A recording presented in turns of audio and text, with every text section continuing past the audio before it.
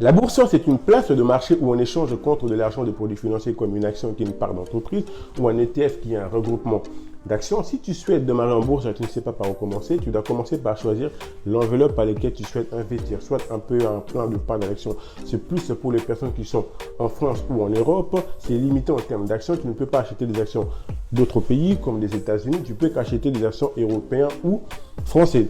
L'avantage de cette enveloppe, c'est bien évidemment c'est la fiscalité. Il y a aussi des inconvénients. Tu ne peux pas retirer ton argent. Tu dois attendre 5 ans pour retirer, sinon l'enveloppe va se clôturer tout seul. L'autre manière consiste tout simplement par passer par un compte titre. Un compte titre, c'est une enveloppe qui te permet d'accéder à tous les actions du monde entier. C'est plutôt pas mal.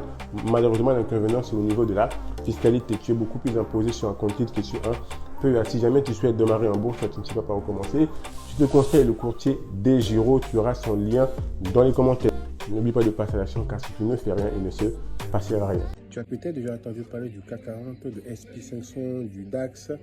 En fait, ce sont des places de marché de chaque pays. Pour le CAC 40, c'est en France, c'est-à-dire c'est les 40 meilleures entreprises qui sont basées en France. Pour le DAX, c'est pareil, c'est le place de marché en Allemagne. Pour les États-Unis, c'est le SP500. Vraiment, pour investir en bourse, tu choisis une place de marché. En fonction de l'enveloppe que tu vas choisir, soit un PEA ou soit un compte titre, tu vas pouvoir accéder à des marchés boursiers. Si tu choisis, par exemple, le PEA, tu ne peux pas accéder au marché américain, car le PEA, c'est uniquement dédié au marché français et européen. SP500, qui est une place de marché qui est basée aux États-Unis, il va falloir que tu aies un compte titre. Il est très important de bien comprendre, de bien maîtriser les places de marché.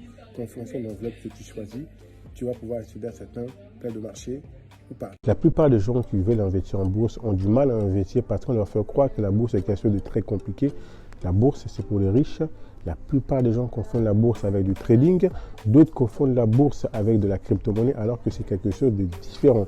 Ça n'a rien à voir avec le trading ni de la crypto-monnaie. Quand tu décides d'investir en bourse, c'est-à-dire que tu décides de confier ton argent à une entreprise comme LVMH, comme Air France, comme Airbus ou tout simplement comme des entreprises aux États-Unis comme Amazon qui vont travailler avec ton argent.